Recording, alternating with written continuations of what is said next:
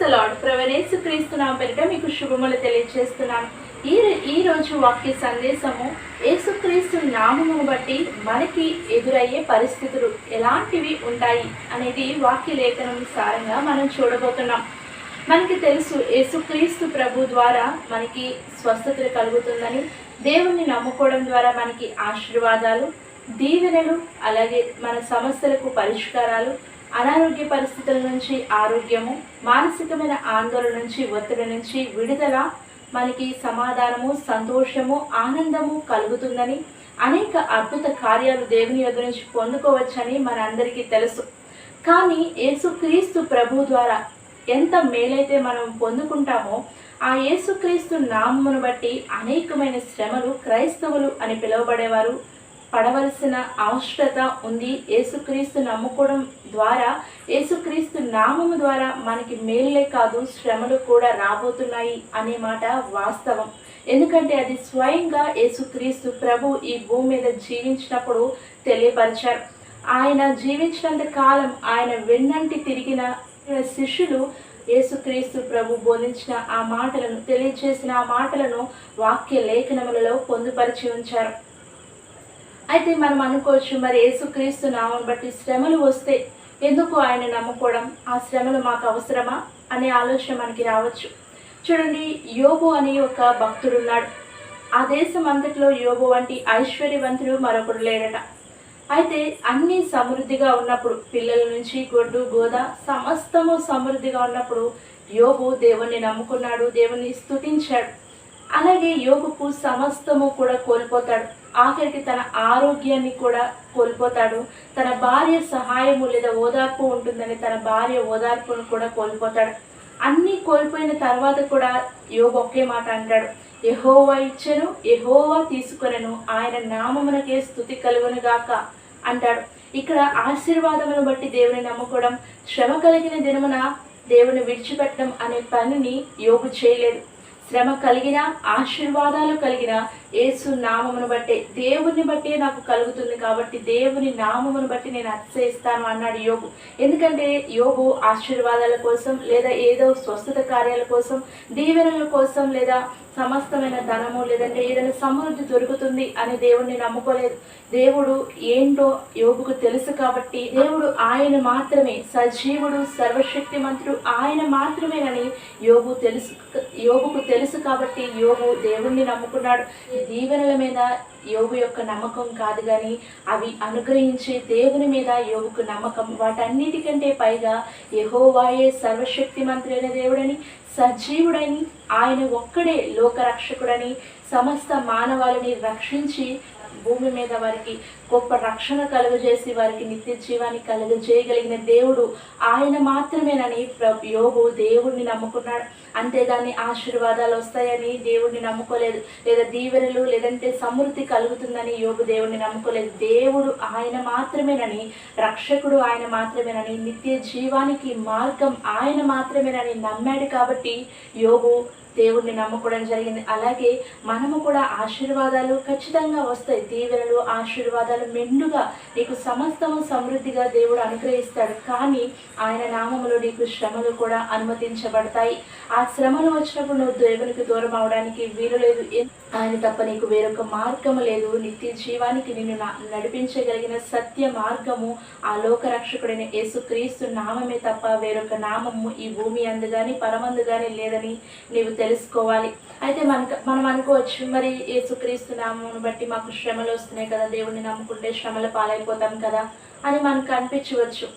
కానీ అలా అనుకుని మీరు వేరొక దేవుణ్ణి ఎదుర్కోవచ్చు కదా మేము అని మీరు అనుకోవచ్చు. కానీ చూడండి, సత్య మార్గము ఎప్పుడూ కూడా ఇరుకుగానే ఉంటుంది.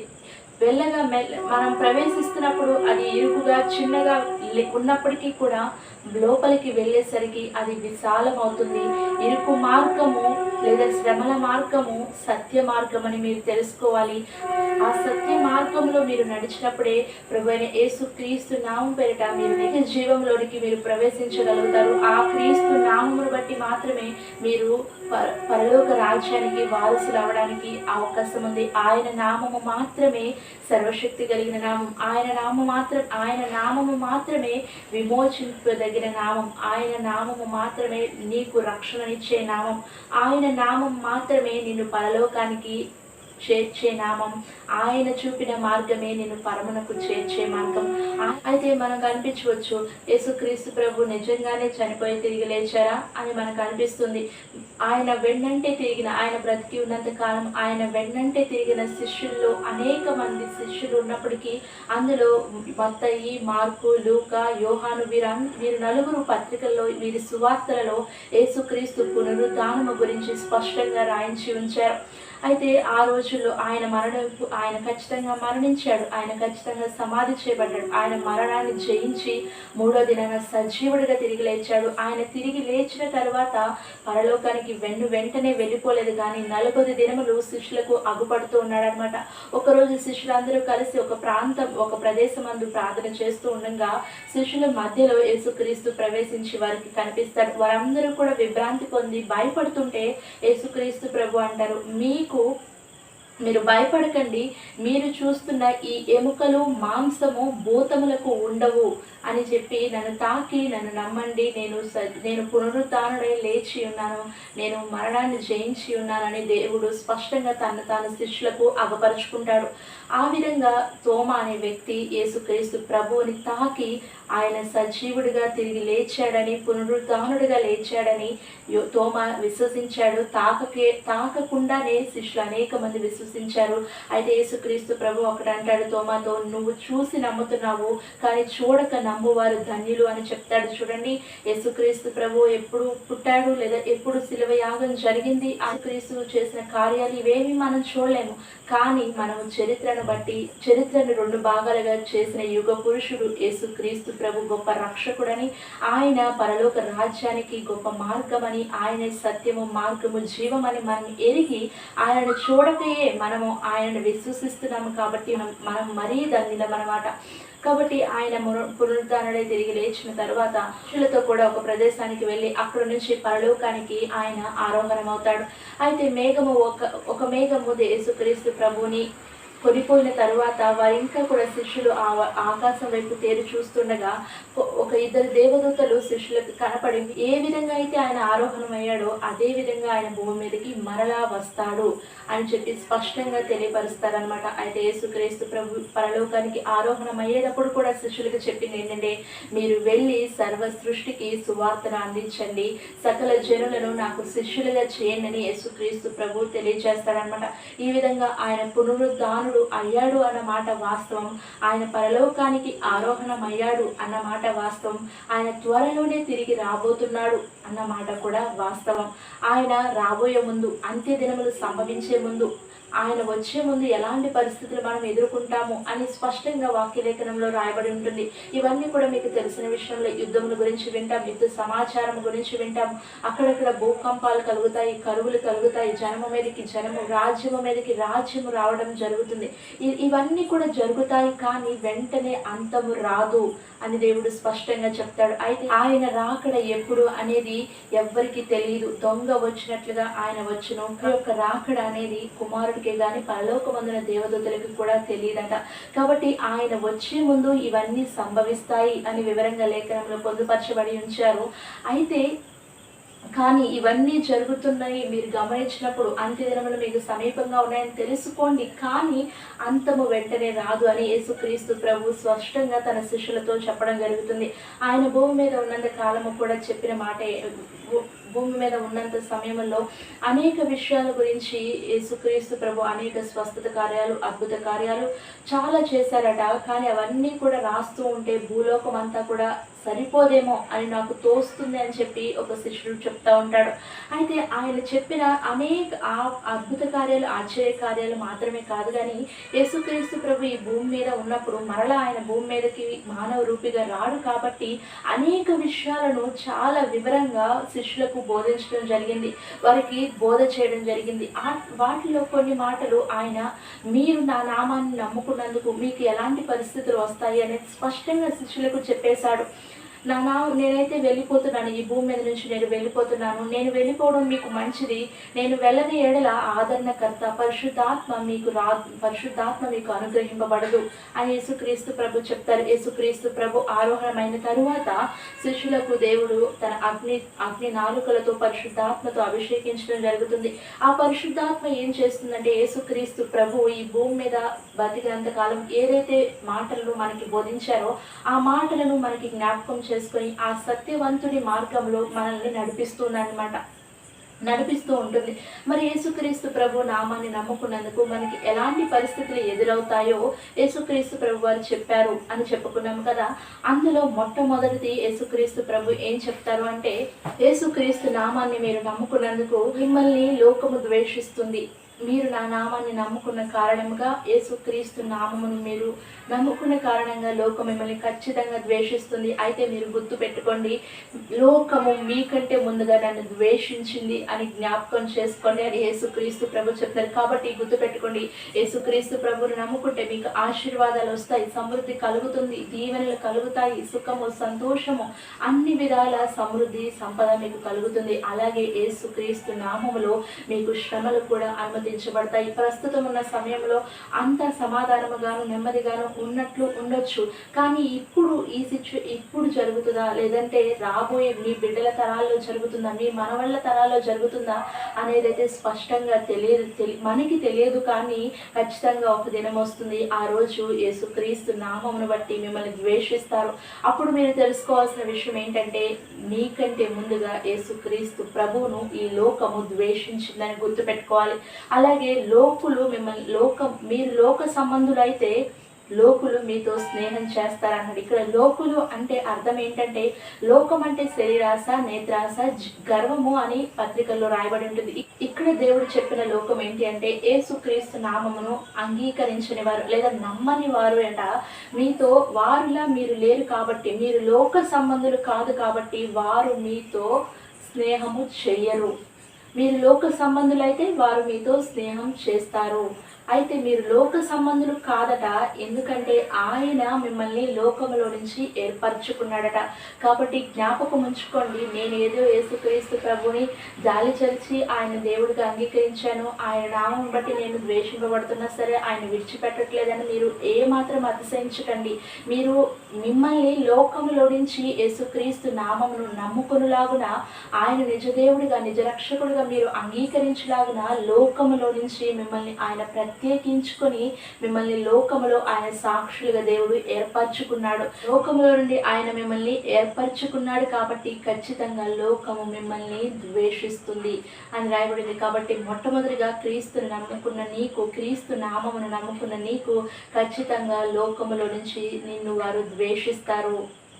గుర్తుపెట్టుకో, నిన్ను ద్వేషించక ముందే నీకన్నా ముందుగా నీ దేవుడైన యేసు ప్రభుని ద్వేషించింది ఈ లోకం అనే విషయాన్ని నువ్వు జ్ఞాపకంలో ఉంచుకోవాలి. అలాగే యోహాను సువార్త 15వ అధ్యాయంలో రాయబడి ఉంటుంది, లోకము నన్ను హింసించను గనక మిమ్మల్ని కూడా హింసిస్తుంది అని రాయబడి ఉంటుంది. కాబట్టి నువ్వు అనుకోవచ్చు, ఇప్పుడు పరిస్థితులన్నీ కూడా దీవెనకరంగా, ఆశీర్వాదకరంగా, సమాధానకరంగా ఉన్నాయని అనుకున్నావేమో. నిజమే, అది చాలా సంతోషకరమే. కాకపోతే గుర్తుపెట్టుకో, నువ్వు ఏ విధంగా అయితే ఏ నామమును బట్టి అయితే నువ్వు ఆశీర్వాదాలను, ఆనందాలను, సుఖ సంతోషాలను, సమృద్ధిని అనుభవిస్తున్నావో అదే నామమును బట్టి నీకు హింస కూడా కలుగుతుంది. అప్పుడు గుర్తుపెట్టుకో, నిన్ను హింసించిన వారే అంతకు ముందే నీకంటే ముందుగా నీ ప్రభువుని హింసించారనే విషయాన్ని జ్ఞాపకం చేసుకో. మొట్టమొదటిగా దేవుని నామాన్ని నమ్ముకున్నట ద్వారా నిన్ను లోకము ద్వేషిస్తుంది. దేవుని నామాన్ని నువ్వు నమ్ముకున్నట ద్వారా నీకు లోకంలో హింస కలుగుతుంది. ఇవి స్వయంగా యేసుక్రీస్తు ప్రభువే భూమి మీద ఉన్నప్పుడు పలికిన మాటలు. అలాగే ఇంకొక మాట రాయబడి ఉంటుంది, అదే యోహాను సువార్త 15వ అధ్యాయంలో, నా మాట వారు గైకొనని ఎడల మీ మాటలు కూడా గైకొంటారు అని రాయబడి ఉంటుంది. చూడండి, ఆయన నోట ఏ కపటము లేదట, ఆయనలో ఏ పాపము, ఏ దోషము కూడా లేదని స్వయంగా తీర్పు తీర్చే పిలాతే స్వయంగా దేవుని గురించి సాక్ష్యం ఇస్తాడు. కానీ లోకులట దేవుని మాటను గైకొనలేదట, దేవుని మాటల అనుసారంగా జీవించడానికి ఇష్టపడలేదట. నువ్వు దేవుని చేత మార్చబడిన తర్వాత దేవుని మార్గంలోనికి రండి అని నువ్వు ఇతరులకి బోధిస్తున్నప్పుడు, లేదా నీ సాక్ష్యాన్ని ఇతరులకి పంచుతున్నప్పుడు, నువ్వు ఇతరులకి చెప్పాలని ఆశపడుతున్నప్పుడు, లేదా నీ సువార్త ద్వారా ఎవరు మారట్లేదు అని నువ్వు అనుకుంటుంటే దేవుడు చెప్తున్నాడు, వారు నా మాటలు కూడా గైకొనలేదు, నా మాటలు గైకొనిన ఎడల మీ మాటలు కూడా గైకొంటారు అని చెప్పేసి దేవుడు చెప్తున్నాడు. కాబట్టి లోకంలో యేసుక్రీస్తు నామం పేరిట మీరు బోధించినప్పటికీ మీ మాటలు ఎవరు గైకొనే వారిగా ఉండరు అని యేసుక్రీస్తు ప్రభు స్పష్టంగా తెలియపరిచేశారు. అని అందరూ అలాగుంటారని కాదు, కానీ ఎవరైతే యేసుక్రీస్తు ఎవరినైతే దేవుడు ఈ లోకంలో నుంచి ఏర్పాటు చేసుకున్నాడో, ఎవరినైతే దేవుడు ముందుగా ఏర్పాటు చేసుకుని సిద్ధపరచుకున్నాడో, వారు ఈ మాటలు విని అంగీకరించి క్రీస్తు నామాన్ని, ఆయన ఇచ్చు రక్షణను స్వీకరిస్తారు. ఇంకొక మాట కూడా యేసుక్రీస్తు ప్రభు అంటారు, వారు నన్ను ఎరుగరు కాబట్టి వీటన్నిటినీ మీకు నా నిమిత్తము చేస్తారంటున్నాడు. అంటే వారికట లోకమును వారు మనల్ని ద్వేషిస్తున్నారు కదా, దూషిస్తున్నారు కదా, హింసిస్తున్నారు కదా, మన మాటలు వినటం లేదు కదా అని చెప్పి మనం వారి మీద కక్ష పెట్టుకోవడం, పగ పెట్టుకోవడం అవసరం లేదంట. దేవుడు అంటున్నాడు, వారు నన్ను ఎరగరు గనుక నా నామం నిమిత్తము మీకు ఇవన్నీ కూడా చేస్తారంటారు. అంటే వారికి తెలియదు అనమాట దేవుడు అంటే ఏంటి, దేవుని యొక్క రక్షణ ఏంటి, దేవుని యొక్క రక్షణ విలువేంటి, యేసు ప్రభు చూపిస్తున్న మార్గం ఏంటి, యేసుక్రీస్తు నమ్ముకోవడం ద్వారా కలిగే నిత్య జీవం ఏంటి, యేసుక్రీస్తు ప్రభు నమ్ముకుంటే మరణం నుంచి జీవంలోనికి తప్పించబడటం ఏంటి, యేసుక్రీస్తు ప్రభు నామాన్ని నమ్ముకోవడం ద్వారా, ఆయన రక్తంలో పాప క్షమాపణ పొందడం ద్వారా, ఆయన మరణించి 3వ దినాన్ని తిరిగి లేచాడు అని విశ్వసించడం ద్వారా వారికి నిత్య జీవం అనుగ్రహింపబడుతుంది, పరలోక రాజ్యానికి వారికి అవకాశం దొరుకుతుంది అనే విషయాలను వీరు అనుభవపూర్వకముగా తెలుసుకోరు, లేదా వారికి తెలియదు గనుక వారట ఆయన నామము నిమిత్తమే మీకు ఇట్టి క్రియలను చేస్తారు. కాబట్టి వారు తెలియకయే చేస్తున్నారు, కాబట్టి మీరు వారిని ద్వేషించకండి, వారిని దూషించకండి అని దేవుడు చెప్తున్న మాట యొక్క ఉద్దేశము. అయితే పౌలుగా మారిన సౌలు అనే వ్యక్తి ఉన్నాడు. సౌలు కూడా చాలా దేవుడు యేసుక్రీస్తు నామాన్ని చాలా ద్వేషించాడు. యేసుక్రీస్తు ప్రభువుని నమ్ముకున్న క్రైస్తవులను అనేక మంది హింసించి వారిని చంపి ఆడవాళ్ళని సైతము కూడా చంపినట్టుగా, లేదా చెరసాలకు ఈడ్చుకుని వెళ్ళినట్లుగా లేఖనంలో మనకి కనిపిస్తూ ఉంటుంది. అయితే పౌలు అంటారు, నేను తెలియక చేశాను కాబట్టి దేవుని దగ్గర నేను క్షమాపణ పొందుకున్నాను అని పౌలు చెప్తాడనమాట. అలాగే ఒకానొక దినమందు వారు కూడా యేసుక్రీస్తు ప్రభు నామాన్ని ఒప్పుకున్నప్పుడు వారు కూడా ఈ మాట పలుకుతారు, మేము యేసుక్రీస్తు నామం అప్పుడు మాకు తెలియదు కాబట్టి ఇటు క్రియలు మీకు చేశాము అని వారే స్వయంగా ఒప్పుకుంటారు. కాబట్టి మీరు ఎటువంటి ద్వేషాన్ని, వారు మిమ్మల్ని ద్వేషిస్తున్నప్పటికీ హింసిస్తున్నప్పటికీ మీరు వారి మీద ద్వేషాన్ని చూపొద్దు, ఎందుకంటే వారు తెలియక చేస్తున్నారు అని చెప్పి దేవుడు అంటున్నాడు. మరి ఆయన నామం నిమిత్తం ఇంకా మనకి ఎలాంటి పరిస్థితులు ఎదురు కాబోతున్నాయో లేఖనంలో పరిశీలన చేద్దాము. యోహాను సువార్త 16వ అధ్యాయంలో రాయబడి ఉంటుంది ఏంటంటే, మిమ్మల్ని సమాజ మందిరములో నుంచి వెలివేస్తారు అని రాయబడి ఉంటుంది. అంటే సమాజంలో నుంచి మిమ్మల్ని వెలివేస్తారట. సమాజంలో మీకు ఒక గుర్తింపు అనేది ఇవ్వరు. సమాజం నుంచి మిమ్మల్ని వెలివేసి ఎందుకు వెలివేస్తున్నావు అని నువ్వు అడిగితే వారు చెప్పే సమాధానం అట, క్రీస్తు నామమును నువ్వు నమ్ముకున్నావు కాబట్టి నిన్ను ఇప్పుడు వెలివేస్తున్నాము మా సమాజంలో నుంచి అని చెప్పి వారు చెప్తారట. కాబట్టి యేసు క్రీస్తు నామమును బట్టి నీకు కలుగుతున్న సమృద్ధితో పాటుగా ఆయన నామం పేరిట నువ్వు ద్వేషింపబడతావు, హింసించబడతావు. అలాగే ఆయన నామమును బట్టి నువ్వు సమాజంలో నుంచి వెలివేయబడతావు. అయితే నువ్వు జ్ఞాపకం ఉంచుకో, దేవుడు నిన్ను ఏర్పరచుకున్నాడు. వీటన్నిటి కోసం దేవుడు నిన్ను లోకముల నుంచి ప్రత్యేకించి ఏర్పరచుకున్నాడు అనే విషయాన్ని నువ్వు జ్ఞాపకం చేసుకో. యోగు వలె అన్ని సమృద్ధిగా దేవుడు ఇచ్చినప్పుడు కాదు, కానీ శ్రమలలో ఆయనతో పాటుగా పాలి భాగస్తుడివే. నీకు దేవుని నామం పేరిట శ్రమలు కలుగుతున్నప్పుడు నీవు దేవునితో శ్రమలలో పాలి భాగస్తుడివే ఉన్నంతగా సంతోషించు. ఆయన శ్రమలను నువ్వు సంతోషంగా స్వీకరిస్తున్నప్పుడు నీకు మహిమ కిరీటమును, దేవుడు తాను వాగ్దానం చేసిన జీవ కిరీటమును నీ కొరకు దాసి ఉంచాడని, పరలోక రాజ్యములో ఈ శ్రమలన్నిటికీ నీకు అత్యధికమైన ఘనత దేవుని యొక్క కలుగుతుందని జ్ఞాపకం చేసుకో. కాబట్టి మిమ్మల్ని సమాజ మందిరంలో నుంచి కూడా వెలివేస్తారు యేసుక్రీస్తు నామమును నమ్ముకున్నట ద్వారా. అయితే మిమ్మల్ని చంపు ప్రతివాడు కూడా తన దేవునికి సేవ చేస్తున్నాను అన్న కాలం రాబోతుందట. ప్రస్తుతం మణిపూర్లో జరిగే మనకి దారుణమైన విషయాలు మనందరికీ తెలిసిన విషయాలే.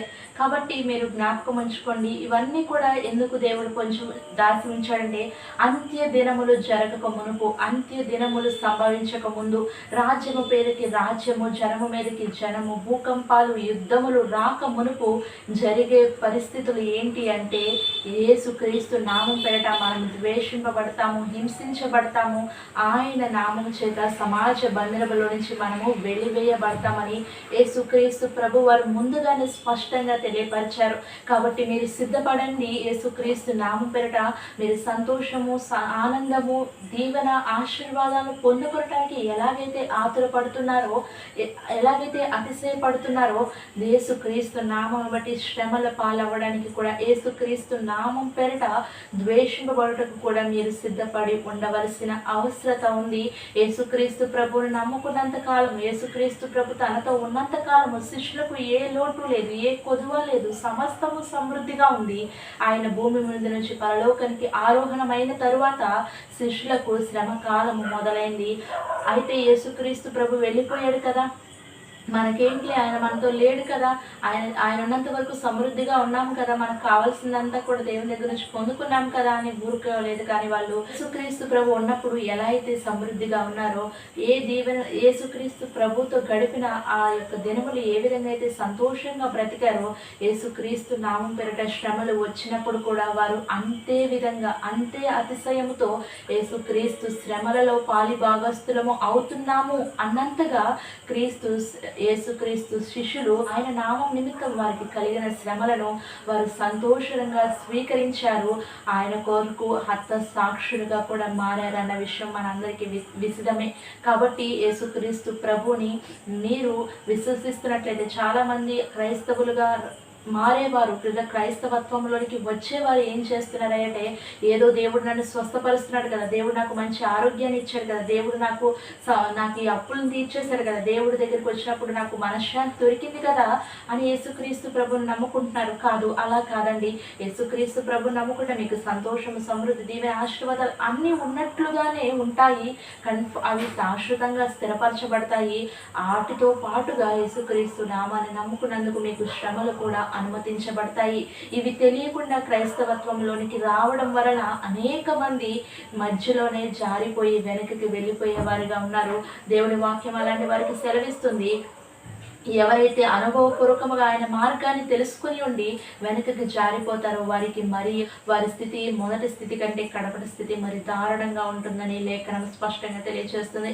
కాబట్టి నువ్వు క్రీస్తుని అంగీకరించాలనుకున్నప్పుడు నీ మనసులో దేవుని దగ్గర నుంచి వచ్చే ఆశీర్వాదాలతో పాటుగా నీకు గుర్తుంచుకోవాల్సిన విషయం ఏంటంటే, క్రీస్తు నామమున నీకు నింద కూడా అనుమతించబడుతుంది. క్రీస్తు నామం పేరిట నువ్వు ద్వేషింపబడతావు, హింసించబడతావు, సమాజ మందిరంలో నుంచి నువ్వు వెలివేయబడతావు అని జ్ఞాపకం ఉంచుకోవాలి. అంత్య దినములు సంభవించక మునుపు యేసుక్రీస్తు నామం పేరిట ఇవన్నీ కూడా నీకు సంభవిస్తాయి అని ముందుగానే దేవుడు స్పష్టంగా తన గురించి తాను తెలియపరుస్తున్నాడు. ఒక మాట చెప్తారు యేసుక్రీస్తు ప్రభు శిష్యులకి. ఆయన మరణించే ముందు ఏం చెప్తారంటే, ఇంకా మీకు జరగబోయే వాటిని ఇప్పుడు దాకా తెలియచేశాను, ఇంకా చాలా ఉన్నాయి, కానీ అవి మీరు ఇప్పుడు సహించలేరు కాబట్టి మీకు వాటిని నేను చెప్పడం లేదు. ఆదరణకర్త వచ్చినప్పుడు పరిశుద్ధాత్ముడు మీకు మిగతా వాటిని తెలియపరుస్తాడు అని చెప్పి రాశారనమాట. కాబట్టి ఇంకా ఆయన చెప్పిన వాటిలో మనకి కొన్ని మాత్రమే ఆయన మనకి తెలియచేశారు. ఎందుకంటే మనం భయపడతాం కాబట్టి, మన హృదయము అంత ధైర్యము కలిగిన హృదయం కాదు. కాబట్టి దేవుడు అంటున్నాడు, మీరు వీటిని ఇప్పుడు తట్టుకోలేరు కాబట్టి వీటి మట్టికి మీకు తెలియపరుస్తున్నాను, మిగతా విషయాలు పరిశుద్ధాత్ముడు మీకు ఆ సమయాల్లో బయలుపరుస్తాడు అని చెప్పేసి క్రీస్తు ప్రభు స్పష్టంగా తెలియచేశారనమాట. చెప్తారు యోహాను సువార్త 16వ అధ్యాయం 20వ వచనంలో ఇలా చెప్తారు, మీరు ఏడ్చి ప్రలాపింతురు కానీ లోకము సంతోషిస్తుంది. మీరు అనుకుంటారు మీకు దేవుడి ద్వారా అన్ని, మరొకసారి చెప్తాను, యేసుక్రీస్తు ద్వారా మీకు సమస్తము సమృద్ధిగా కలుగుతాయి. గుర్తుపెట్టుకోండి, యేసుక్రీస్తు ద్వారా శ్రమలు కూడా అనుమతించబడతాయి. ఆ సమయంలో యేసుక్రీస్తు నామం పేరిట మీరు ఏడ్చి ప్రలాపిస్తున్నారు, కానీ యేసుక్రీస్తు నామాన్ని నమ్ముకొని లోకం మాత్రం సంతోషిస్తుందంట, ఆనందిస్తుందంట. ఆ నామమును బట్టి మీరు ఖచ్చితంగా ఈ లోకంలో కొన్ని పరిస్థితులను బట్టి ఖచ్చితంగా దుఃఖిస్తారు, మీకు వేదన కలుగుతుంది, మీరు ప్రలాపిస్తారు. కానీ మీ దుఃఖము ఖచ్చితంగా సంతోషంగా మారుతుందని నిశ్చయముగా యేసుక్రీస్తు ప్రభు చెప్తున్నాడు. చూడండి, ఈ లోకంలో యేసుక్రీస్తు నామం కొరకు నువ్వు ధైర్యంగా నిలబడి ఆయన కోసం నువ్వు ద్వేషింపబడి హింసించబడి ఆయన కొరకు నువ్వు హింసలను అనుభవించినట్లయితే నీ దుఃఖమునకు ప్రతిగా ఆయన సంతోషాన్ని నీకు దయచేస్తాడంట. నీ దుఃఖాన్ని ఖచ్చితంగా ఒక దినమన్న ఆయన సంతోషముగా మారుస్తానని నిశ్చయముగా యేసుక్రీస్తు ప్రభు స్వయంగా తన నోటితో చెప్పారు. ఆయన మాట తప్పడం అంటూ జరగదు. భూమి ఆకాశము గతించిపోయినను ఆయన మాటలలో చిన్న పొల్లైనను కూడా తప్పిపోదని యేసుక్రీస్తు ప్రభు ఆయన సర్వశక్తులకు దేవుడు నీకు చెప్తున్న మాట ఏంటి అంటే, నీవు నా నామం నిమిత్తము ద్వేషింపబడిన, హింసింపబడిన, సమాజ మందిరం నుంచి వెలివేయబడిన, నువ్వు దుఃఖించి నీవు లోకమంతా నవ్వుకుంటున్నప్పుడు ఆనందిస్తున్నప్పుడు, కానీ నా నామం నిమిత్తం నువ్వు శ్రమ అనుభవిస్తే, నా నామం నిమిత్తం నువ్వు దుఃఖిస్తున్నట్లయితే గుర్తుపెట్టుకో, నీ దుఃఖమునకు మించిన సంతోషాన్ని నిశ్చయముగా నీకు దయచేస్తానని చెప్పి దేవుడు తెలియపరుస్తున్నాడు. అలాగే దేవుడు ఒక మాట అంటాడు. యేసుక్రీస్తు ప్రభు శిలువను మోసుకొని వెళ్తున్నప్పుడు అక్కడ ఉన్న కొంతమంది స్త్రీలు ఆయన మోస్తున్న ఆ శిలువ భారాన్ని చూసి కన్నీళ్లు పెట్టుకొని బాధపడుతూ ఉంటే యేసుక్రీస్తు ప్రభు దగ్గరికి వచ్చినప్పుడు ఆ స్త్రీలతో దేవుడు ఇలా చెప్తాడు, మీరు నా నిమిత్తమే ఏడవద్దు, మీ నిమిత్తమే, మీ బిడ్డల నిమిత్తమే ఏడవండి అని చెప్తున్నాడు. అంటే యేసుక్రీస్తు ప్రభు ఏం చెప్తున్నారంటే, ఈ కాలంలో మీరు చూస్తున్న సంఘటన, మణిపూర్లో జరిగిన సంఘటన మీకు అందరికీ తెలుసు. ఒక స్త్రీని నగ్నంగా ఏ విధంగా అయితే ఊరేగించారు. ఒక తల్లి బిడ్డకు దూరమైన పరిస్థితులు ఎన్నో క్రైస్తవులకు జరుగుతున్న హింసలలో తల్లి బిడ్డ కూడా దూరమైపోయిన పరిస్థితులు ఉన్నాయి. భార్య భర్తలు దూరమైపోయిన పరిస్థితులు ఉన్నాయి, లేదా తండ్రి పిల్లలు దూరమైపోయిన పరిస్థితులు ఉన్నాయి. కానీ దేవుడు చెప్తున్నాడు, ఇలాంటి ఆ సమయాలలో అంట గర్భిణీ స్త్రీలకు శ్రమ ఉంటుందంట. కాబట్టి గుర్తుపెట్టుకోండి, మీరు అంత్యదినముని యందు లేదా ఈ శ్రమల దినాలు వస్తున్నాయి, లేదా ఈ శ్రమలు మీకు అగుపడుతున్నప్పుడు మీరు మరీ ముఖ్యంగా చేయవలసిన పని ఏంటంటే, యేసుక్రీస్తు ప్రభువును దూషించడము లేదా ఆయన నామం నిమిత్తమే నాకు ఇలా వస్తుంది, నేను ఎందుకు నమ్ముకున్నాను అని అనుకోవడం కాదు. కానీ నీవు సత్యము కోసం నిలబడ్డావు అన్న నిశ్చయత నీలో నిలుపుకొని నువ్వు స్థిర విశ్వాసము, స్థిర బుద్ధి కలదానివై నువ్వు చేయవలసిన పని ఏంటంటే, నీ కోసం, నీ బిడ్డల కోసం మాత్రమే ఏడ్చి దేవుని దగ్గర ప్రార్థన చేయాలి. ఆ సమయంలో దేవుని యొక్క సహాయం నీకు అందుట ద్వారా నీ బిడ్డలను, నీ కుటుంబాన్ని నువ్వు సంరక్షించుకోగలుగుతావు. శ్రమల పాలవ్వకుండా నీ బిడ్డలను నువ్వు కాసుకోగలుగుతావు. కాబట్టి స్త్రీలారా, ఈ శ్రమల దినములందు మీరు చేయవలసింది ఏంటంటే, మీ నిమిత్తము, మీ బిడ్డల నిమిత్తము ఖచ్చితంగా ప్రార్థించాలి. ఎందుకంటే గర్భిణీషులకు శ్రమల దినమందు లేదా అంత్య దినముల యందు గర్భిణీషులకు గర్భిణీ స్త్రీలు చాలా ఇబ్బంది పడతాయని వాక్యలేఖనము చెప్తుంది. స్త్రీలారా, తప్పకుండా మీరు ఈ శ్రమల దినమందు మీ కుటుంబాన్ని, మీ బిడ్డలను కాపాడుకోవాలి లేదా రక్షించుకోవాలి అంటే మీరు ఖచ్చితంగా మీ నిమిత్తము, మీ బిడ్డల నిమిత్తమే కన్నీరు కార్చి ప్రార్థన చేయాల్సిన అవసరత ఉంది. అయితే దేవుడు చెప్తున్నాడు, ఈ లోకంలో మీకు ఎన్నో శ్రమలు, నా నామం నిమిత్తమే ఎన్నో అవమానాలు మీకు ఎదురవ్వచ్చు, కానీ ఒక దినమందు నేను మిమ్మల్ని నాతో కూడా కొనిపోబడతాను, అంటే నాతో కూడా తీసుకుని వెళ్ళిపోతాను అని చెప్తాడు. అంటే ఆయన పరలోకం నుంచి మరొకసారి రెండో రాకల్లో రాబోతున్నప్పుడట మనల్ని దేవుడు ఆయనతో కూడా తీసుకుని వెళ్తాడంట. అప్పుడు మనకి సంపూర్ణమైన సంతోషాన్ని దయచేస్తాడంట. ఆ సంతోషాన్ని ఎవ్వడు మన దగ్గర నుంచి దోచివేయడని దేవుడు చెప్తున్నాడు. అందుకే రాయబడి ఉంటుంది, మొదట చనిపోయిన వారు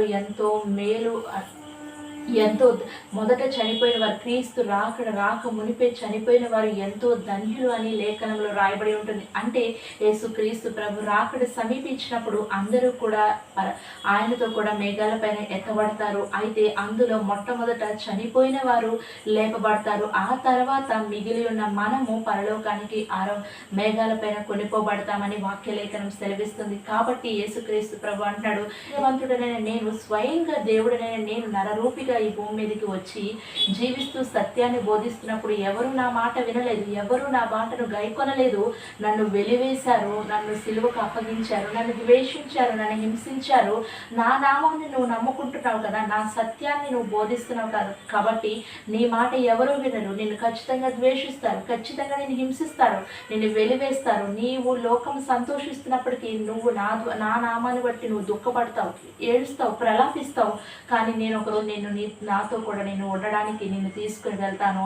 అప్పుడు నేను నీకు ఇచ్చే సంతోషాన్ని ఎవ్వడు నీ యొద్ద నుంచి తీసివేయడు అని దేవుడు స్పష్టంగా తన లేఖనంలో రాసి పెట్టి ఉంచాడు. ఆకాశము భూమి గతించిపోయినా పోయితే కానీ దేవుని మాటలలో ఒక్కటైనా కూడా అది నెరవేరబడకుండా పోదు అని మా విషయాన్ని యేసుక్రీస్తు ప్రభు స్పష్టంగా తెలియజేశారు. అలాగే యేసుక్రీస్తు ప్రభు పరలోక ఆయన సిలువకు అప్పగించే ముందు మరొకసారి శిష్యులతో చెప్తారంటే, మీరు ఇప్పుడు వరకు నా నామముని పేరిట ఏమీ అడగలేదు, కాబట్టి ఇప్పుడైనా మీరు అడగండి. మీరు నా నామం నిమిత్తం ఏది అడిగినా కూడా తండ్రి మీకు అనుగ్రహిస్తాడని చెప్తాడు. అయితే మరొక మాట ఈ శ్రమల గురించి, కలగబోయే పరిస్థితుల గురించి ఆయన చెప్తూనే ఆయన మరొక మాట అంటారు. ఏంటి అంటే, నా నామము నిమిత్తము మీరు ఆ సమయంలో నన్ను అడుగుదురు కానీ మీకోసము నేను ప్రార్థిస్తాను, తండ్రిని వేడుకుంటాను అని మీతో నేను చెప్పుటలేదు అని దేవుడు స్పష్టంగా చెప్తున్నాడు. ఈ మాటకి అర్థం ఏంటి అంటే, యేసుక్రీస్తు ప్రభు పరలోకానికి ఆరోహణమైన తరువాత యేసుక్రీస్తు ప్రభుతో శిష్యులు జీవించినంత కాలము వారికి చాలా మంచి పరిస్థితులు ఎదురయ్యాయి. అంటే యేసుక్రీస్తు ప్రభుని అనేక మంది గౌరవించారు, రెస్పెక్ట్ చేశారు, హానర్ చేశారు. ఆయన్ని గొప్పగా ఒక రాజుగా ఆయన్ని అంగీకరించారు ప్రజలు. ప్రభుతో పాటుగా తిరిగిన ఈ శిష్యులకు కూడా ప్రజలలో గొప్ప అభిమానము లేదా గౌరవము అనేది, హోదా అనేది దక్కింది. కానీ యేసుక్రీస్తు ప్రభు వెళ్ళిపోయిన తర్వాత వారికి శ్రమలు అనేవి మొదలు కావడం జరిగింది. అయితే ఆ శ్రమలను గురించి వారు యేసుక్రీస్తు ప్రభుకి ప్రార్థన చేసి ఉంటే ఆ శ్రమల నుంచి వారు తప్పించబడేవారేమో. కానీ యేసుక్రీస్తు ప్రభు స్పష్టంగా చెప్తున్నారు, ఒకవేళ నేను వెళ్ళిపోయిన తర్వాత మీరు నా నామం నిమిత్తము పడే శ్రమలకి, నా నామం నిమిత్తము మీరు ఎదుర్కొనే పరిస్థితుల గురించి మీరు నాకు మొరపెట్టినను, మీరు నా నామం నిమిత్తము నన్ను అడిగినను, నేను వీటి గురించి తండ్రి దగ్గర ప్రార్థన చేస్తానని మీతో చెప్పడం లేదు అని స్పష్టంగా శిష్యులతో చెప్పేస్తారు. అంటే అర్థం ఏంటి అంటే, అక్కడ తండ్రి యొక్క చిత్తం ఏంటి అంటే, యేసుక్రీస్తు ప్రభు పరలోకకు ఆరోహణమైన తరువాత యేసుక్రీస్తు నామమును బట్టి వారికి ఎలాంటి పరిస్థితులు యేసుక్రీస్తు ప్రభు నామమును బట్టి వారు కూడా ఇప్పుడు దేవుడు ముందుగానే చెప్పినట్లుగా వారు కూడా ద్వేషింపబడ్డారు, హింసించబడ్డారు, సమాజ మందిరంలో నుంచి వెలివేయబడ్డారు. అలాగే ఆఖరికి హతసాక్షులు కూడా అయిపోయారు. ఇది తండ్రి యొక్క చిత్తమై ఉన్నది. కాబట్టి యేసుక్రీస్తు ప్రభువు చెప్తారు, మీరు నా నామం నిమిత్తమే నన్ను అడిగినను నేను మీ కొరకు వేడుకుంటానని, తండ్రి యొద్ద వేడుకుంటానని మీతో చెప్పడం లేదు అని స్పష్టంగా శిష్యులకు ముందే చెప్పేస్తారు. కాబట్టి గుర్తుపెట్టుకోండి, యేసుక్రీస్తు ప్రభు కొరకు నిలబడిన వారు ఇప్పుడు హింసలు అనుభవిస్తాం కాదు. యేసుక్రీస్తు ప్రభు ఆరోహణమైన దగ్గర నుంచి ఆ యొక్క శతాబ్దం నుంచి ఇప్పటి వరకు కూడా యేసుక్రీస్తు ప్రభు నామము ద్వేషింపబడుతూనే ఉంది, హింసించబడుతూనే ఉంది. కానీ ఆయన కొరకు నిలబడేవారు, హతసాక్షులుగా మారేవారు, ఆయన నిమిత్తమై శ్రమల పాలైనా సరే ఆయన మాత్రం విడిచిపెట్టము అని చెప్పేవారు మాత్రం ఏ మాత్రం తగ్గిపోలేదు. కాబట్టి ఆ యొక్క గొప్ప విశ్వాసుల సాక్ష్య సమూహంలో నువ్వు కూడా నేను కూడా ఉండాలని దేవుడు కోరుకుంటున్నాడు. పెట్టుకోండి, మీరైతే అన్యాయంగా ద్వేషింపబడతలేదు. సత్యవంతుడైన యేసుక్రీస్తు ప్రభు కొరకు, మీరు సజీవుడైన దేవుని కొరకు, సత్యవంతుడైన వానికి మీరు సత్యవంతుడి పక్షముగా ఉన్నాడు. మీరు సత్యము వైపు ఉన్నారు కాబట్టి మీరు హింసింపబడినా, ద్వేషింపబడినా ఎప్పటికీ ఎట్టి పరిస్థితుల్లో ఆ సత్యాన్ని మీరు విడిచిపెట్టకండి. ఒక మాట కూడా చెప్తానండి, లోకములో మీకు శ్రమ కలుగుతుంది, ఆయనను ధైర్యము తెచ్చుకోండి, నేను లోకమును జయించి ఉన్నానని యేసుక్రీస్తు ప్రభు చెప్తారు. దేవుడు ఈ విధంగా మీకు నా నామం నిమిత్తము కలగబోయే పరిస్థితులన్నిటినీ తెలియపరుస్తూనే ఇంకొక మాట అంటున్నాడు. ఏంటి అంటే, నా నామం నిమిత్తం మీకు శ్రమ కలుగుతుంది, అయినా కూడా మీరు ధైర్యం తెచ్చుకోండి. మీరు ఏమాత్రం బలహీన పడిపోవద్దు, ఏమాత్రం మీ ధైర్యాన్ని కోల్పోవద్దు. ఎందుకంటే నేను లోకాన్ని జయించి ఉన్నాను. మీరు అనుకోవచ్చు, యేసుక్రీస్తు ప్రభు దేవుడు కదా, ఆయన దైవ కుమారుడు కదా, అందుకే లోకాన్ని జయించాడని చెప్తున్నారు అని అనుకోవచ్చు. కానీ కాదండి, యేసుక్రీస్తు ప్రభువు రక్త మాంసాలతో ఏ విధంగా అయితే ఒక మనుష్యుడు జన్మిస్తాడో ఆ విధంగానే జన్మించాడు. కానీ ఆయన పరిశుద్ధుడు, ఆయన జన్మ పరిశుద్ధమైనది. ఆయన కన్య గర్భాన్ని జన్మించాడు.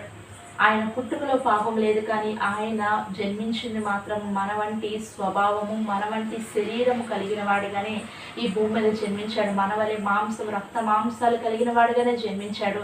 ఆయన చెప్తున్నాడు ఏంటి అంటే, నేను లోకాన్ని జయించి ఉన్నాను. తండ్రి పేరట లేదా తండ్రి నామాన్ని బోధిస్తున్నప్పుడు, నేను లోక రక్షకుడినని తెలియపరుస్తున్నప్పుడు, తండ్రి మార్గాన్ని బోధిస్తూ పరలోక రాజ్యానికి సువార్త చాటుతున్నప్పుడు నాకు ఈ లోకంలో శ్రమ కలిగింది. అయినా నేను ధైర్యముగా బోధించాను కాబట్టి నేను లోకాన్ని జయించాను. మీరు కూడా నా నామం నిమిత్తమే ఇలాంటి పరిస్థితులు ఎదుర్కొంటున్నట్లయితే మీరు ధైర్యాన్ని విడిచిపెట్టకండి. మీరు నా నామాన్ని బట్టి తప్పకుండా నా వలె మీరు కూడా లోకాన్ని జయిస్తారు అని దేవుడు సెలవిస్తున్నాడు. యోహాను సువార్త 17వ అధ్యాయం రాయబడి ఉంటుంది ఏంటంటే, శ్రమలను సహించడానికి లేదా శ్రమలను జయించడానికి మనకి మనం శ్రమల పాలైపోతున్నప్పుడు మనం అనేక విధంగా కృంగిపోయి భయపడి బాధపడి లేదా చాలా ఒంటరితనముగా ఫీల్ అవుతూ ఉంటాము. ఈ శ్రమలను ఎలా జయించాలి అనే విషయంలో మనకు ఒక స్థిర నిశ్చత్వము లేదా స్థిరమైన గైడెన్స్ అనేది మనకు ఉండదు. అందుకే దేవుడు తన వాక్యాన్ని మనకు అనుగ్రహించాడు. ఆయన ఈ వాక్యము, బైబిల్లో ఉన్న ఏ వాక్యము కూడా మనుషుల చేత రాయబడింది కాదు, కానీ పరిశుద్ధాత్మ దేవుడు ప్రేరేపించడం ద్వారా ఆయన రాయించినవే ఈ వాక్య లేఖనములన్నీ. కాబట్టి మీరు వాక్యమును చదువుకునుట ద్వారా, వాక్యమును ధ్యానించుట ద్వారా, వాక్యములో నుంచి మీరు శ్రమలయందు ధైర్యము తెచ్చుకున్నట ఎట్టిదో మీరు తెలుసుకోగలుగుతారు. మీరు లోక సంబంధులు కారు కాబట్టి మిమ్మల్ని లోకము ద్వేషిస్తుంది అని తెలియపరిచారు. కాబట్టి మీరు లోకముతో వారి వలె లోకులుగా, వారు ఏ విధంగా అయితే లోకంలో వారు జీవిస్తున్నారో అలా మీరు జీవించడం లేదు. కాబట్టి మీరు ఈ లోకానికి సంబంధించిన వారు కాదు అని దేవుడు చెప్తున్నాడు. అలానే మనం శ్రమల పాలవుతున్నాం కదా అని చెప్పి దాని గురించి మనం ఒత్తిడిగా తీసుకొని ఆ శ్రమలను తట్టుకోలేక చనిపోయే వారముగా మనం ఉండకూడదు. అందుకే దేవుడు చెప్పాడు కదా, మీకు లోకంలో శ్రమ కలుగుతుంది, అయినా ధైర్యం తెచ్చుకోండి, నేను లోకమును జయించి ఉన్నానని చెప్తున్నాడు. కాబట్టి శ్రమలు కలుగుతున్నప్పుడు మీరు కృంగిపోకండి, మీరు భయపడకండి. ఇవన్నీ మీకు సంభవించబోయేవేనని ఎందుకు దేవుడు ముందుగా తెలియపరచాడంటే, సడన్గా మీ మీదకి అట్టి హింసలు, అట్టి ద్వేషాలు కలిగినప్పుడు మీరు సహించలేరు కనుక, మీరు మీరు స్థిరముగా ఉండలేరు కనుక మీ హృదయం కలవరం చెందుతుంది. కాబట్టి ముందుగానే ఆయన మీకు వివరంగా తెలియపరుస్తున్నాడు. కాబట్టి మీరు ధైర్యం తెచ్చుకోండి. శ్రమలలో కృంగిపోయి చనిపోవాలన్న ఉద్దేశానికి వెళ్ళకండి. చనిపోవారు క్రీస్తు రాజ్యానికి వారసులు కాలేరు. తిరిగి వారు ఆయన రాజ్యానికి వారసులు కాలేరు. ఆయన కొరకు మీరు నిలబడాలనుకుంటే ధైర్యంగా నిలబడండి. శ్రమలు వచ్చినా, హింస వచ్చినా, కరువు వచ్చినా, ఖడ్గం వచ్చినా ఏది కూడా క్రీస్తు ప్రేమ నుంచి మనల్ని ఎడబాపదు. మీరు నిలబడాలనుకుంటే సత్యవంతుడైన దేవుని పక్షమున, లోక రక్షకుడైన దేవుని పక్షమున నిలబడండి. మిమ్మల్ని ఆయన ద్వేషించిన వారు మిమ్మల్ని కూడా ద్వేషిస్తారు, ఆయన హింసించిన వారు మిమ్మల్ని కూడా హింసిస్తారు. ఒకవేళ ఆయన మాట వారు గాయకొనినట్లయితే మీ మాట కూడా గాయకొంటారు. ఆయన మాటను వారు గాయకొనలేదు కాబట్టి మీ మాటను కూడా వారు గాయకొంటారు అని మీరు అనుకోకండి. యేసుక్రీస్తు ప్రభు వారు ఇంకొక మాట చెప్తారు, నేను సత్యము కొరకు ప్రతిష్ఠ చేయబడ్డాను అని చెప్తారు. మరి చూడండి, యేసుక్రీస్తు ప్రభు గురించి వాక్యలేఖనంలో రాయబడి ఉంటుంది. ఏంటంటే ఒక వాక్యలేఖనంలో రాయబడి ఉంటుంది పత్రికల్లో, ఏమంటే శ్రమలు పొందుటయందు మనం రక్తము కారునంతగా మనం పోరాడలేదు అని రాయబడి ఉంటుంది. యేసుక్రీస్తు ప్రభువులో మనలో అయినా కనీసం మనలో కూడా అపరాధాలు, దోషాలు, పాపాలు అనేకమైన ఉంటాయి. కానీ యేసుక్రీస్తు ప్రభువులో ఏ దోషము లేదు, ఏ కపటము లేదు, ఆయనలో ఏ పాపము కూడా లేదు. కానీ ఆయన అన్యాయమైన తీర్పు పొంది ఉన్నాడు. అయితే అది మన కోసమే అయినప్పటికీ కూడా ఆయన శ్రమలు ఎలా అంటే రక్తము కారణంతగా ఆయన శ్రమల పాలయ్యారు. ఆయన రక్తము కారణంతగా మన కొరకు శ్రమను అనుభవించారు. కానీ మనం రక్తము కారణంతగా ఏ మాత్రము కూడా శ్రమలు అనుభవించట్లేదు. మనకు వచ్చే శ్రమలు మనం రక్తము కారణంతగా మనకి కలగటలేదు. రక్తం బట్టి మనకు వచ్చే శ్రమలు అంత పెద్దవి కాకపోయినప్పటికీ కూడా మనము భరించలేని వారముగా, బలహీన పడిపోయే వారంగా, భయపడే వారముగా మనం ఉంటున్నాం. దయచేసి భయపడకండి, ధైర్యముగా నిలిచోండి, సత్యము పక్షమున మీరు నిలిచోండి. సత్యవంతుడైన దేవుడు మీకు సహాయం చేసి మిమ్మల్ని సర్వసత్యములోనికి నడిపించడానికి మీ పక్కనే ఎప్పుడు కూడా సిద్ధంగా ఉంటాడు. లూకా సువార్త 21వ అధ్యాయంలో రాయబడి ఉంటుంది ఏంటంటే, వారు నా నామము నిమిత్తము మిమ్మల్ని రాజుల యొద్దకు, అధిపతుల యొద్దకు తీసుకుని వెళ్తారు, సమాజ మందిరంలో నుంచి వెలివేసి మిమ్మల్ని చెరసాలకు అప్పగిస్తారు, మిమ్మల్ని హింసిస్తారని దేవుడు ముందుగానే తెలియపరిచాడు. మనల్నట యేసుక్రీస్తు నామం పేరిట నమ్ముకున్నందుకు మనల్ని హింసించడము ద్వేషించడమే కాదు కానీ రాజుల ఎదుట అధిపతుల ఎదుట మనల్ని నిలబెడతారట. అవసరమైతే చెరసాలకు కూడా మనల్ని అప్పగించి హింసిస్తారట. పేతురు గారిని కూడా చెరసాలలో పెట్టి హింసించిన వారే. పౌలు గారిని కూడా చెరసాలలో పౌలు గారు కూడా యేసుక్రీస్తు ప్రభుని ఎంతగానో ద్వేషించిన వ్యక్తి సౌలు. అయితే యేసుక్రీస్తు దర్శనం ద్వారా పౌలుగా మారిన పౌలు ఏమంటాడంటే, ఆయన కొరకు మరణమైన క్రీస్తే, చావైన బ్రతికైన క్రీస్తే అని నిశ్చయించుకొని ఆయన కూడా క్రీస్తు నామం కొరకు శ్రమలైన పడడానికి ఇష్టపడినప్పుడు ఆయన కూడా చెరసాలకి అప్పగించబడ్డాడు. అధిపతుల యొద్దకు, రాజుల యొద్దకు, సమాజ మందిరంలో నుంచి వెలివేయబడి రాజుల ఎదుట, అధిపతుల ఎదుట దేవుని సాక్షిగా నిలవబడ్డాడు. కాబట్టి దేవుడు అంటున్నాడు, ఒకవేళ దేవుని నా నామం నిమిత్తము నువ్వు సమాజ మందిరంలో వెలివేయబడి నీవు నా నామం నిమిత్తమే అధిపతుల ఎదుట కానీ రాజుల ఎదుట కానీ నువ్వు నిలబడినప్పుడు నువ్వు భయపడవద్దు. ఆ సమయంలో వారిని ఎదిరించుటకు, వారు మాట్లాడే వారికి నువ్వు సరిగ్గా సమాధానం చెప్పాలి. ఏం చెప్పాలి అని భయపడని అవసరం లేదు. ఆ సమయంలో నీ శత్రువులు నిన్ను ఓడించలేనంత వాక్కు శక్తిని, దేవుడు ఆత్మశక్తిని నీకు ఆ సమయంలో అనుగ్రహిస్తాడట.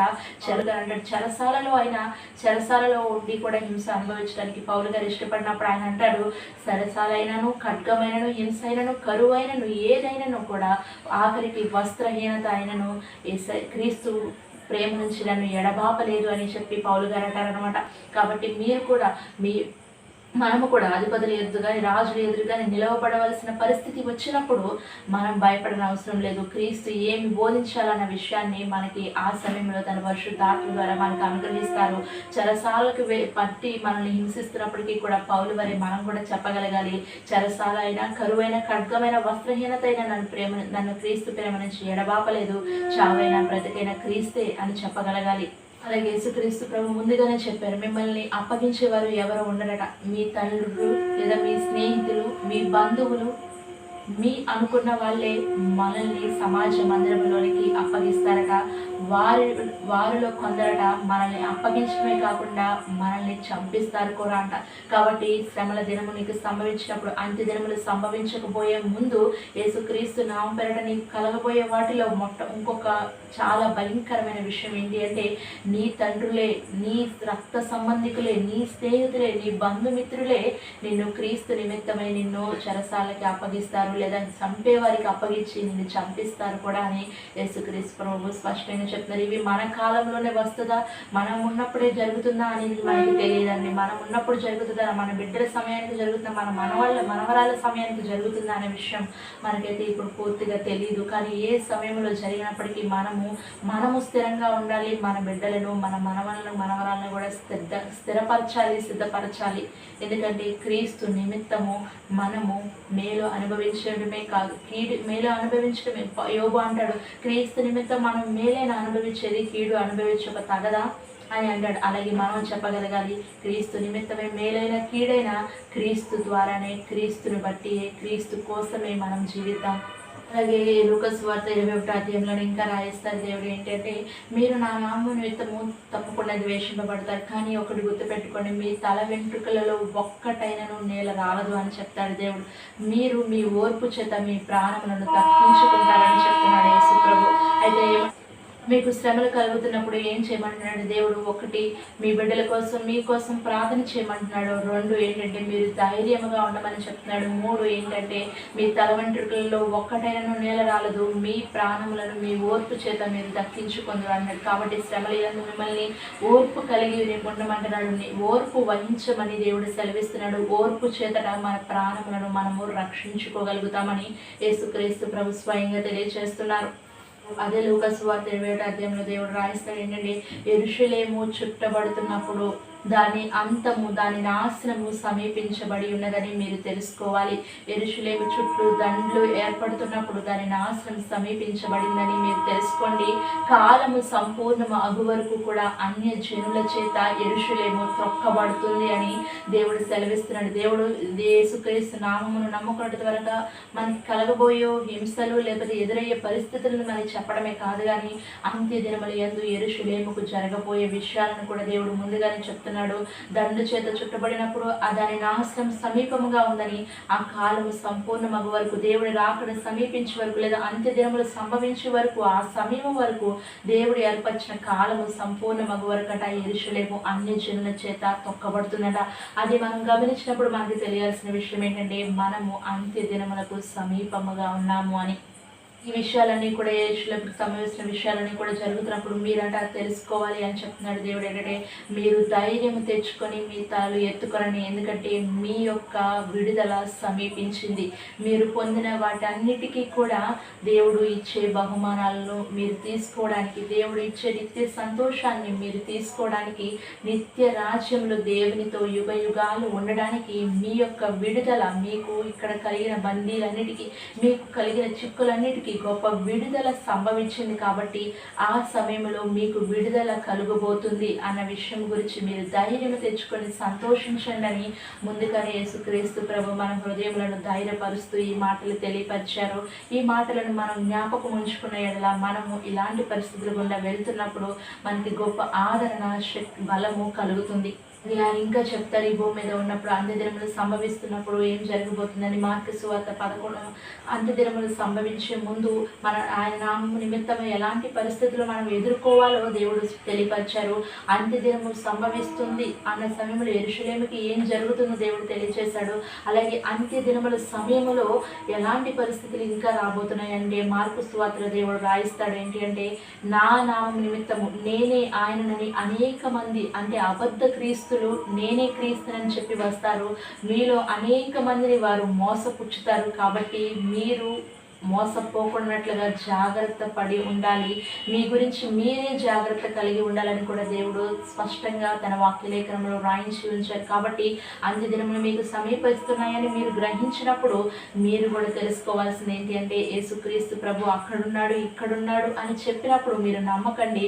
ఆయన ఏ విధంగా అయితే ఆకాశమునకు ఆరోహణమయ్యాడో అలాగే ఆకాశంలో నుంచే ప్రధాన దూత శబ్దములతో ఆకాశంలో నుంచి మనకి అగుపడుతుంది. ఆయన రాకడ మనకి అంత మెరుపు ఏ విధంగా అయితే కూడి మనకి ఆకాశంలో మెరుపు పుట్టినప్పుడు ఏ విధంగా అయితే స్పష్టంగా మనకి కనపడుతుందో, ఆయన రాకడ కూడా మనకి అంతే స్పష్టంగా తెలియబడుతుంది. కాబట్టి క్రీస్తు ఇక్కడ ఉన్నాడు అక్కడ ఉన్నాడని అబద్ధ ప్రవక్తలు అంత్య దినములో వచ్చి మిమ్మల్ని మోసపుచ్చినప్పుడు మీరు మోసపోకుడి, మిమ్మల్ని గురించి మీరే జాగ్రత్తగా ఉండండి అంటున్నాడు. అలాగే ఇంకా ఏం చెప్తున్నారంటే, వారు మిమ్మల్ని నమ్మించడం కోసం అనేకమైన అద్భుత కార్యాలు, సూచన క్రియలను కూడా చేయగలరు.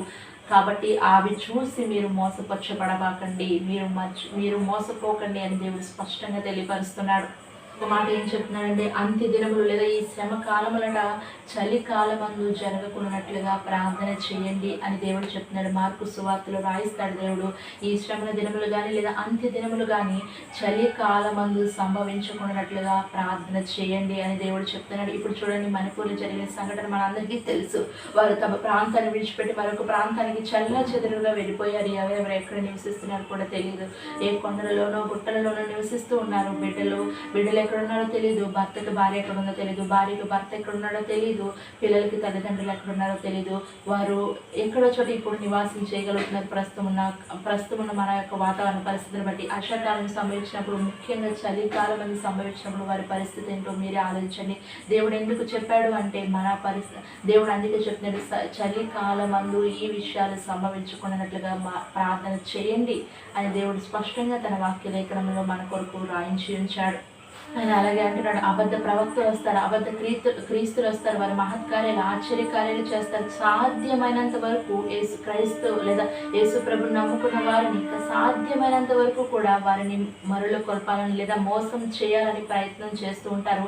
ఆయన అంటున్నాడు, ఇవన్నీ నేను మీకు ముందుగానే చెప్పాను కాబట్టి మీరు వీటన్నిటి విషయమే జాగ్రత్త పడండి అని ముందుగానే ఆయన మనకి తెలియపరుస్తున్నారు. కాబట్టి ముందుగానే ఆయన సమస్తమును మనకి తెలియజేశారు. కాబట్టి విశ్వాసముతో నిరీక్షణతో సత్యవంతుడైన దేవుని పక్షమున సత్యమందు మనం స్థిరపరచబడిన వారమై సత్యము కోసం విశ్వాసముతో నిరీక్షణతో నిలబడి ఆయన కొరకు శ్రమ అయిన, హింస అయిన, ఖడ్గమైన, కరువైన మనము ఏది కూడా మనలను దేవుని ప్రేమ నుంచి ఎడబాపదని తెలుసుకొని విశ్వసిస్తూ ఆయన కొరకు నిలబడదాము. దేవుడు చెప్పినట్లుగా అవి చలికాలమందు సంభవించుకున్నట్లుగా ప్రార్థన చేద్దాము. మనము భయపడకుండా ధైర్యము కలిగి ఉందాము. మన కోసము మన బిడ్డల కొరకు ప్రార్థన చేద్దాము. కాబట్టి దేవుడు అంటున్నాడు, అంతే దినము సంభవించినప్పుడు దేవుని రాకడ సమీపమైనప్పుడట తండ్రి కుమార పరిశుద్ధాత్మ దేవుడు కాబట్టి త్రియేక దేవుడు కాబట్టి మన యేసుక్రీస్తు ప్రభు చెప్తున్నారు, నేనైనను పరలోకమందున దూతలైనను దేవుని రాకడ గురించి దేవుడి రాకడ ఎప్పుడు సమీపిస్తుందని తెలియదు, తండ్రికి మాత్రమే తెలుసు అని చెప్తున్నారు. కాబట్టి తండ్రి ఏ గడియలో వస్తారో మీకు తెలియదు కాబట్టి చెప్తున్నాడు, తండ్రి తన కుమారుడితోనూ వేవేల దూతలతోనూ ఆయన వస్తారు, కానీ ఆ సమయం మీకు ఎప్పుడో తెలియదు. కాబట్టి మెలకువగా ఉండి ప్రార్థన చేయండి. అబద్ధ ప్రవక్తలు అబద్ధ క్రీస్తులు వచ్చినప్పుడు ఆ అద్భుత ఆశ్చర్యకార్యాలు చేస్తున్నప్పుడు మిమ్మల్ని ఎవరు మోసపుచ్చుకున్నట్లుగా మీకు మీరే జాగ్రత్త కలిగి ఉండుడి అని చెప్పి దేవుడు స్పష్టంగా తెలియపరుస్తున్నారు. కాబట్టి ఇవన్నీ కూడా ఇప్పుడే సంభవిస్తాయని నేను చెప్పడం లేదు, కానీ ఎప్పుడు జరగబోతాయో మనకి తెలియదు. మన సమయంలోనా, మన బిడ్డల సమయంలోనా, మన మనవళ్ళ సమయంలోనా అనేది మనకి తెలియదు కనుక ప్రతిదీ కూడా మనకు కాబట్టి దేవుడు ముందుగానే చెప్పాడు కనుక దేవుడు ముందుగానే మనకి ఇవన్నీ కూడా వివరంగా తెలియపరుస్తాడు కనుక మనము సిద్ధపడదాం. మన బిడ్డలను, మన మనవళ్ళను, మన కుటుంబస్తులను కూడా సిద్ధపరచుకుందాము. అయితే గుర్తుపెట్టుకుని యేసుక్రీస్తు నామం కొరకు మనం శ్రమ పడుతున్నాము అంటే మనకంటే ముందుగా ఆయన ఏ విధంగా సత్య మార్గాన్ని బోధించడానికి వచ్చిన యేసుక్రీస్తు ప్రభువు మన కొరకు శ్రమలు అనుభవించాడో ఆ సత్యాన్ని నమ్ముకున్న మనము కూడా యేసుక్రీస్తు నామం పేరట మనకు వచ్చే శ్రమలను కూడా మనము అనుభవించినప్పుడు అలా శ్రమలు పడుతూ శ్రమలు అనుభవిస్తూ ఈ శ్రమలు తారలేకపోతున్నాను ప్రభు, త్వరగా రా అని చెప్పి దేవుని రాకడ కొరకు ఆకలి కలిగి ఓర్పు నశించి మీ ప్రాణములను పోగొట్టుకునే వారుగా ఉండకండి. శ్రమల యందు నిరీక్షణ కలిగిన వారుగా ఉండండి. శ్రమల యందు ధైర్యముగా ఉండండి, మెలకువగా ఉండండి, జాగ్రత్తగా ఉండండి. దేవుని ముందుగానే మీకు సమస్తము తెలియచేశాడు కాబట్టి మీ హృదయములను అధైర్యపడక దేవుని నిమిత్తమై ధైర్యముగా నిలబడండి. ఓపిక కలిగి ఉండండి. దేవుడు చెప్తున్నాడు, ఓపిక చేత మీ ప్రాణములను మీరు దక్కించుకొందురు అని. అలాగే మనకంటే ముందుగా యేసుక్రీస్తు ప్రభు కోసము సత్యవంతుడైన యేసుక్రీస్తు నామము నిమిత్తము మనకంటే ముందుగా ఎంతో మంది హింసించబడి ద్వేషింపబడి హతసాక్షులుగా మారిన వారుగా ఉన్నారు. సత్యము కోసం సత్యవంతుడైన యేసుక్రీస్తు నామమును బట్టి ఎన్నో శ్రమల పాలయ్యి, ఎన్నో నిందల పాలయ్యి, ఎన్నో హింసలు భరించి వారు హతసాక్షులుగా మారిన వారు. వారి యొక్క శ్రమ అనుభవాలను మనము మాదిరిగా తీసుకుంటే మనకి ఎంతో ధైర్యము కలుగుతుంది. క్రీస్తు కొరకు మనము చావటానికైనా సిద్ధపడే వారముగా ఉండగలుగుతాము. కాబట్టి దేవుని నుంచి నీకు సమస్తము కలుగుతుంది. దేవుని నామములు సమృద్ధి, ఆశీర్వాదాలు, దీవెన, సంతోషమే కాకుండా దేవుని నామము ద్వారా, దేవుని నామమును బట్టి మీకు శ్రమ కూడా అనుమతింపబడుతుంది. ఆ శ్రమను కూడా నీవు శ్రమ వస్తే ఆశీర్వాదం వస్తే దేవునితో ఉంటాను, శ్రమ వస్తే దేవునితో ఉండను అంటే నీ భక్తి సరైనది కాదని అర్థం. నీ భక్తి సరి అయిందండి. నీ భక్తి ఆశీర్వాదాల మీద ఆధారపడేది కాదు. నీ భక్తి శ్రమలు వస్తే పారిపోయేది కాదు. నీ భక్తి ఎలా ఉండాలంటే నీవు దేవుని నువ్వు నిజముగా తెలుసుకున్న దానివై తెలుసుకున్న వాడివై ఉండాలి.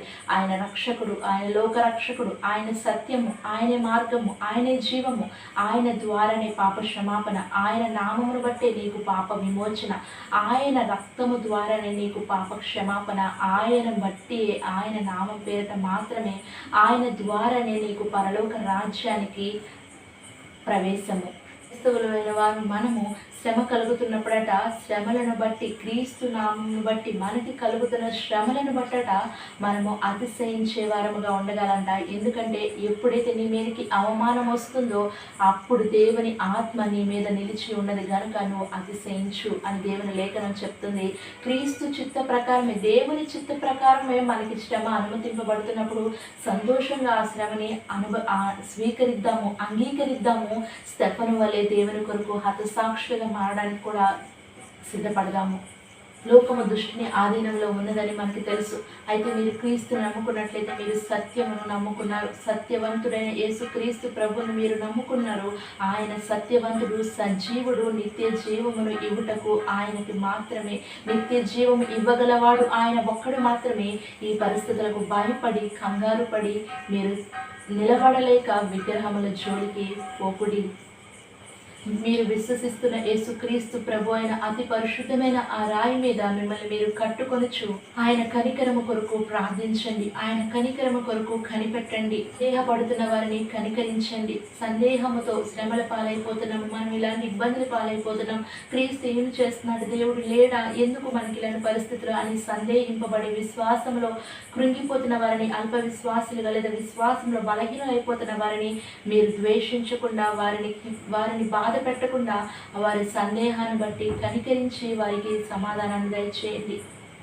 వారి సందేహాన్ని బట్టి వారిని దూరపరచక వారిని కనికరించి వారి సందేహాలను విశ్వాసం ద్వారా తీర్చండి. తొట్టిల్లకుండా మిమ్మల్ని కాపాడుటకు నిర్దోషులుగా క్రీస్తు దేవుని రాకడ సమయంలో మిమ్మల్ని దేవుని ఎదుట నిలవబెట్టుటకు దేవుడు శక్తిమంతుడని మీరు తెలుసుకోండి. కాబట్టి దేవుడు చెప్పినా కూడా దేవుడు బట్టి మీకు కలగబోయే హింసలు యందు మీరు ద్వేషింపబడతారు, హింసించబడతారు. ఆయన మాటను బట్టి, ఆయన మాటను గైకొనలేదు కాబట్టి మీ మాటలు కూడా ఖచ్చితంగా గైకొనరు. కాబట్టి ఈ శ్రమలు సంభవించబోతున్నాయని తెలిసినప్పుడు మీరు మీ నిమిత్తము, మీ బిడ్డల నిమిత్తమే ఏడవండి. ఇది చలికాలం అందు సంభవించకున్నట్లుగా ప్రార్థన చేయండి. మీరు ధైర్యమును విడిచిపెట్టకండి. ఎందుకంటే మీకు శ్రమ కలుగుతున్నప్పటికీ కూడా చూడండి, మీకంటే ముందుగా దేవుని ద్వేషించినని, హింసించినని గుర్తుపెట్టుకోండి. మీకు శ్రమ సంభవిస్తున్నప్పటికీ కూడా మీ తల వెంట్రుకల్లో ఏ ఒక్కటి కూడా రాలదు. మీ ఓర్పు చేత మీ ప్రాణములను దక్కించుకుందరు. కాబట్టి భయపడక, ధైర్యము విడిచిపెట్టక మీరు ఓర్పును కొనసాగించండి. విశ్వాసముతో, నిరీక్షణతో ఉండండి. ఖడ్గమైన హింసైన, వస్త్రహీనతైన, ఏదైనా ఉపద్రవమైనా సరే క్రీస్తు ప్రేమ నుంచి మనలను ఎడబాపునది ఏది కూడా లేదు. ఈ వాక్యములను, ఈ మాటలను ముందుగానే దేవుడు మీకు తన వాక్యం ద్వారా తెలియపరిచాడు. కాబట్టి ధైర్యము చెడక విశ్వాసమును స్థిరులుగా ఉండి ధైర్యము కలిగి ఉండండి. క్రీస్తు నిమిత్తము, క్రీస్తు కొరకు మీరు నిలబడండి. క్రీస్తు మీ కొరకు నిలబడతాడు. తన నామమును మీ ద్వారా మహిమపరుచుకుంటాడు. అతను ఈ మాటలను మీకు ముందుగా తెలియపరిచిన కనుక మీ ధైర్యము చెడనివ్వకండి. మీరు భయపడకండి. ధైర్యం వహించి క్రీస్తు కొరకు ధైర్యముగా, విశ్వాసముతోనూ, స్థిరబుద్ధితోనూ దేవుని కొరకు నిలబడండి. దేవుడు మీ కొరకు తప్పకుండా నిలబడతాడు. దేవుడు ఈ వాక్యము, ఈ మాటలన్నిటినీ మన హృదయంలో భద్రపరిచి తగిన సమయం అందు తన ఆత్మ ద్వారా మనకి జ్ఞాపకం చేసి మనల్ని ధైర్యపరిచి తన నామము నిమిత్తమే మనల్ని సాక్షులుగా ఈ లోకంలో వాడుకొనుగాక. Praise the Lord.